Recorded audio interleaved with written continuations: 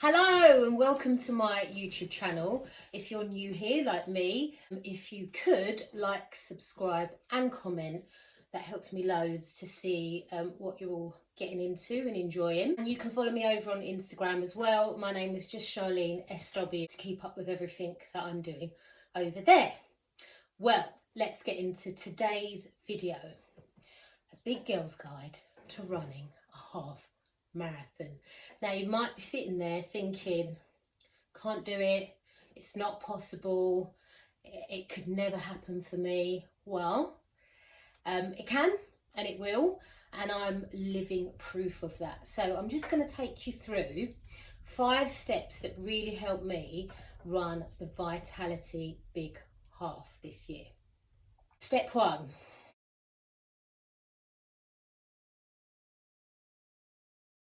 Get booked and busy. So first, what I mean by that is book your event.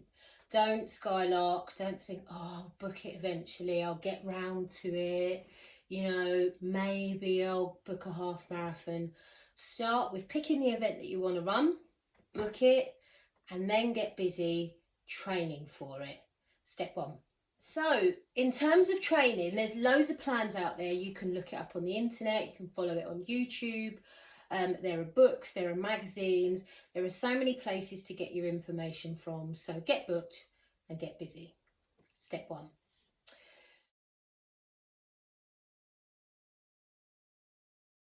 So step 2, now you're booked, now you're getting busy, making sure you have found a training plan. Research your training plan. So for example, I went onto a website which I'll link down below. They do weekly emails to kind of update you on skills, technique, and they also offer like 16-week training plans for beginners, advanced, and people that want to improve their times. So it doesn't really matter what your starting point is, just having a training plan in place will really, really help you. And it's not just how many miles am I going to run, what pace am I going to run them at. You also want to think about how you're going to fuel your miles. You also want to think about how you're going to hydrate through your miles, because the longer you're running, the more hydration you will need. Even if you don't feel like it, you will need to drink regularly. Now that will depend on you, particularly if you're training through the summer. You will need more hydration as well. So I would say drink regularly. Some people take water with them. I hate running with anything on my hand or my back. I actually tried the rucksacks that you can get with the pipe to drink as you're running. I tried holding something in my hand while I was running, hated them both.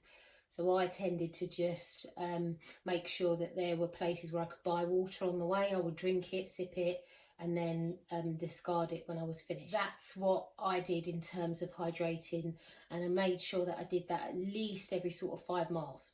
You also will find that some of your runs will be at race pace. They tend to be the shorter ones, and then the easy run, we call the easy run, which is where you're not really pushing yourself in terms of speed, will be your Sunday run. Well, it's your long run. It could be on any day, but most people do it on a Sunday. And the reason that we call that the easy run is because you don't have to do it at race pace. That's just about increasing your endurance, getting some miles in your legs, and really getting used to being on your feet for that length of time. I spoke to the people in the shop where I bought my sports gear.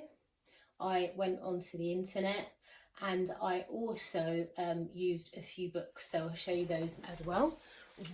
So we use these books: The Complete Running and Marathon Guide, Woman's Marathon Training Guide. I had this from ages ago, it's quite old, but I think it comes out every year. And also Runner's Complete Guide to Women's Marathon Running. There's loads of tips and ideas in here, from warm-ups to warm downs to cool downs. So important to warm your body up, what kinds of things you can fuel on, and also when to fuel. So for example, if you were doing a 10-mile run, which will be probably your max distance that you do, you wouldn't necessarily do that on an empty stomach. You would need to fuel before that to have a really efficient run. So these kind of books just tell you all about those things, really. Research your training plan.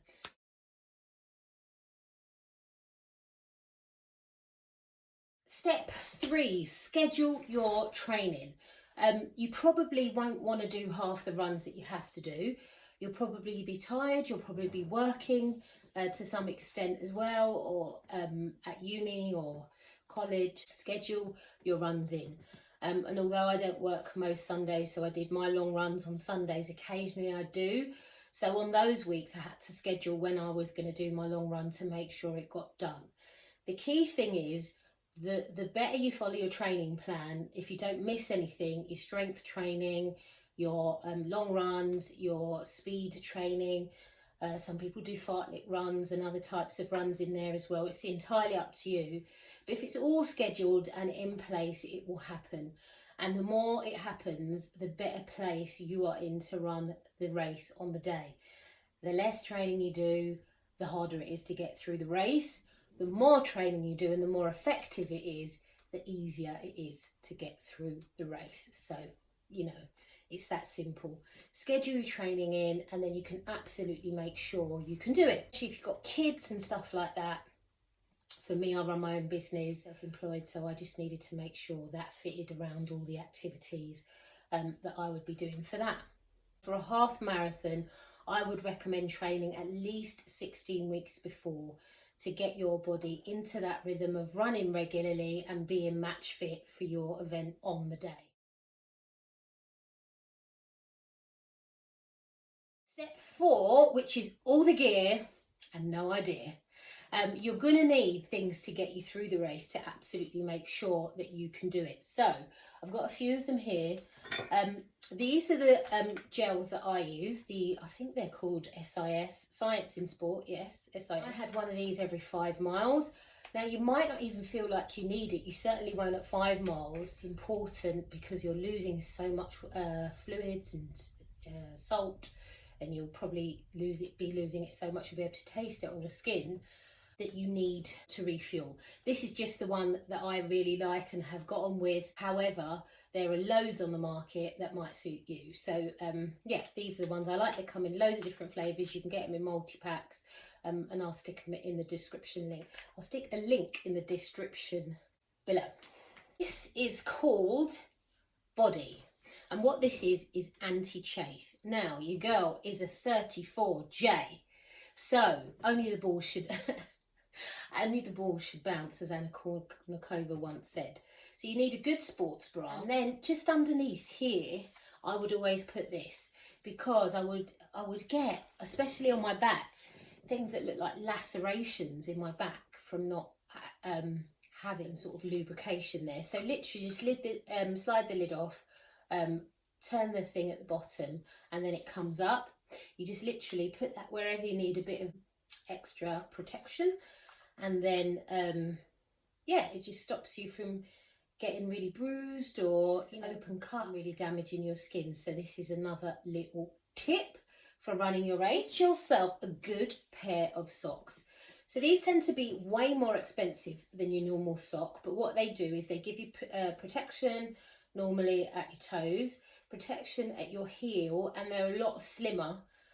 Here you'll find that most of them, just in case you don't know your left from right, give you a L, as you can see there, for left, and an R for right, and they're specifically designed for sports. These stop blisters and uncomfortable things like that, and they just really help you run a decent race. So I would get yourself decent pair of sports socks. The other thing I would recommend is some wicked tunes.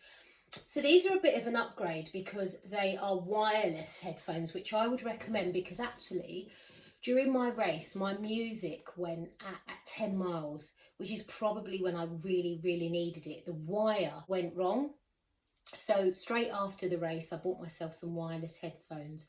Literally, you charge them before the day and they last you hours and hours and hours. And I have a great playlist.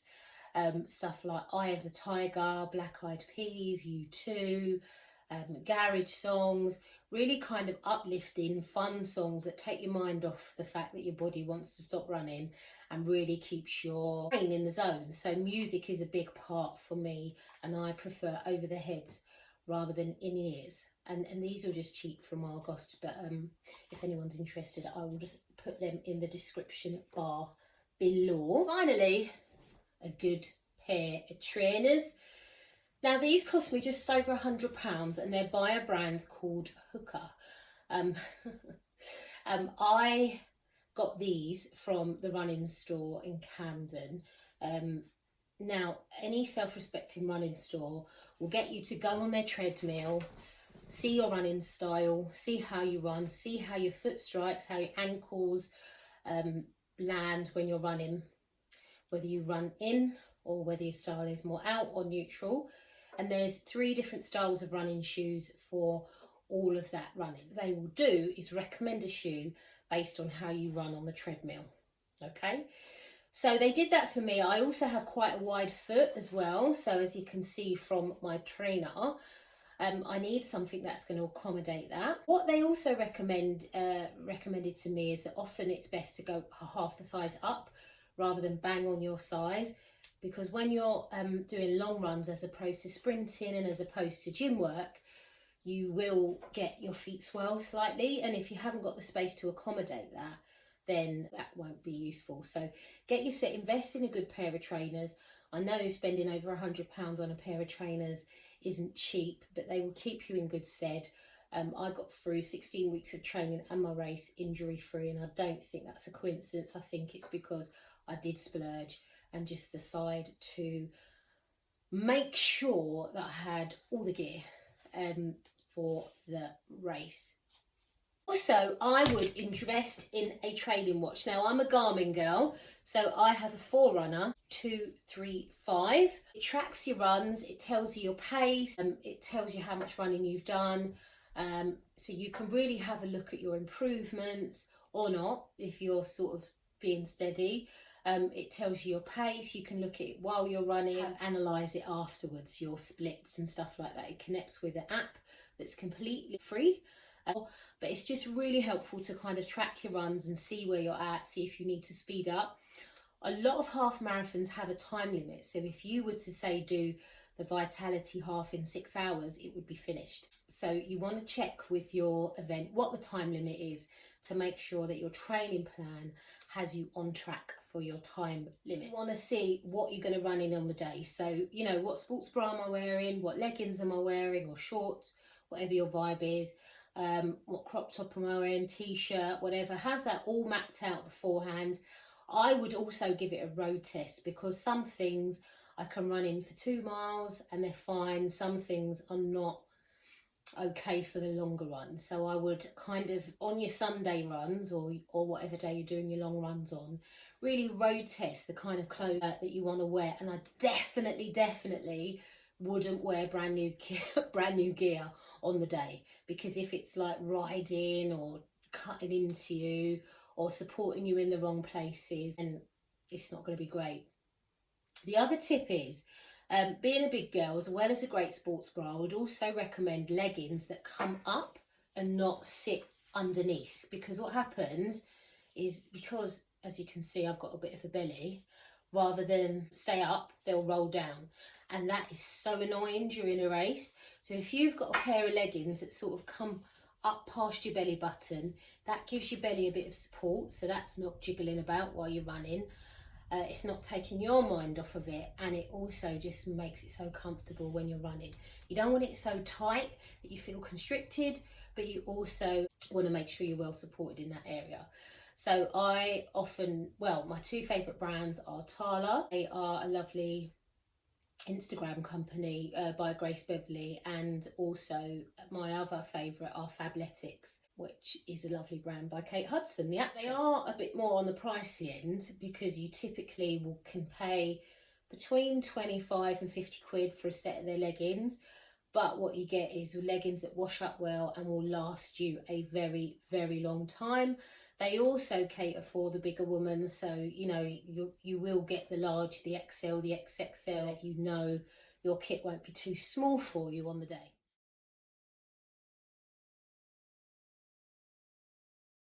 Step 5, run your own race. I'm going to say that again, it's so important.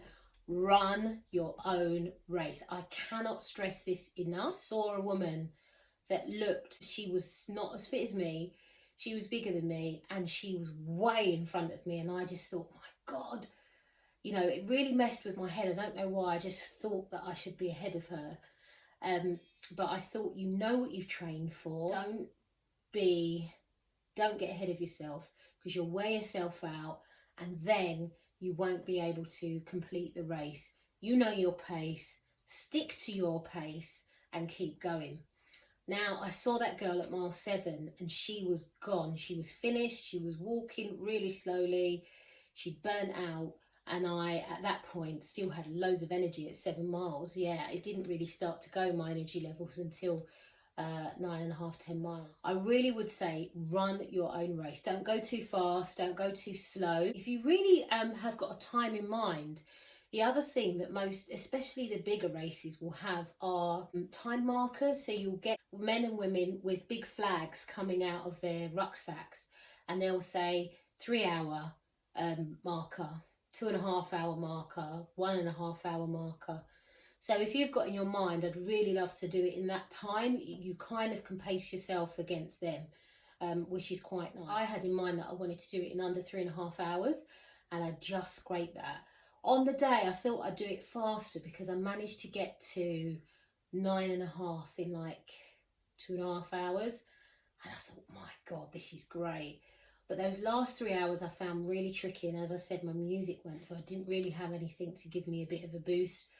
I did take an energy gel, but it just wasn't enough to get me going. I think I was spent by then. And I really put that down to missing a few of my long runs. So I think that last 3 miles took everything that I had. So the faster time slipping away, but I thought, do you know what? You set out to really achieve something today, and you could finish. As long as you cross that finish line, be really proud of yourself. The last 3 miles were probably a bit disappointing for me. I finished, which was my goal. And I also got this finishes t-shirt from the Vitality Half. I also got this bad boy. Oh my God. I literally want to wear it everywhere. Did you know I completed the Vitality Half? It's one of my most funky medals, so I absolutely love it. And for me, I was training for a marathon last year, and at the same time going for a really tricky time personally. And for that reason, I had to pull out of the marathon. Which made me really sad. I was so disappointed to having got that far in my training to have to pull out, but I just couldn't get through it. So for me, the real triumph was kind of setting out to do something, really training for it, and then actually completing it, you know, not having to pull out, you know, not having to say, oh, you can't do this because you're a big girl, you can't do this because of that. And it just made me feel like I could do anything, because this felt like a real idea above my station. Like, who do you think you are trying to do a half marathon? You know, you're not the lightest girl in the world. You've got these big old boobs, you know, you've got this big old booty, you know. What are you doing trying to run a half marathon? And it just made me feel so proud, and I crossed the finish line. If I can, I will set some footage of me here getting rather emotional as I did that from my start line, baby. Good luck. And you 8 miles, baby. Come on, Charlie, the final steps. Come on, come on, come on. There we go.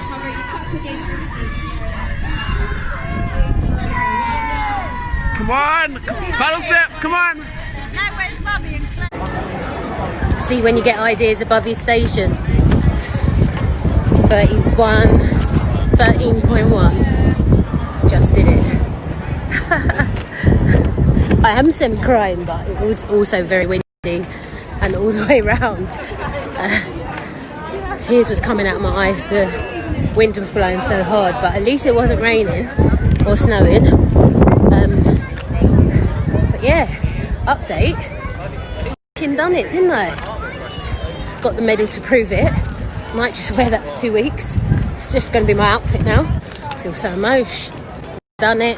So as you saw there, you know, as I crossed the finish line, I got mad emotional. My cousins were cheering me on as I came round the bend. A couple of dear members and friends. So it was such a positive day for me in more ways than one. I set out and I achieved what I really, really wanted to achieve. I'm so incredibly proud to wear this t-shirt, have this medal, raise funds for prostate cancer, because my dad is living with, just to raise money for people that are still fighting and that are still raising awareness. Also just amazing, and they were brilliant cheering us on. So yeah, that is my experience of running the Vitality Big Half. The route is amazing. You go all through central London, Bermondsey, Limehouse Tunnel, which was, you know, strange. I'd only ever been through that in a car. You know, Canary Wharf was amazing, and the support along the route is incredible. So if you are not a tiny girl and you're thinking, I want to do a half marathon, don't be put off.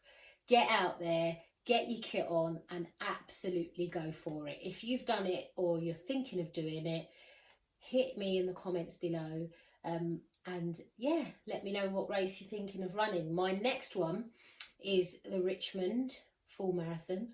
So we'll start training for that in May. So I will probably do a series on here called The Road to Richmond, so you can see me from the beginning of my training right the way through to Richmond on the 13th of September. Take care, that's it from me, and I will see you on the next one. Bye.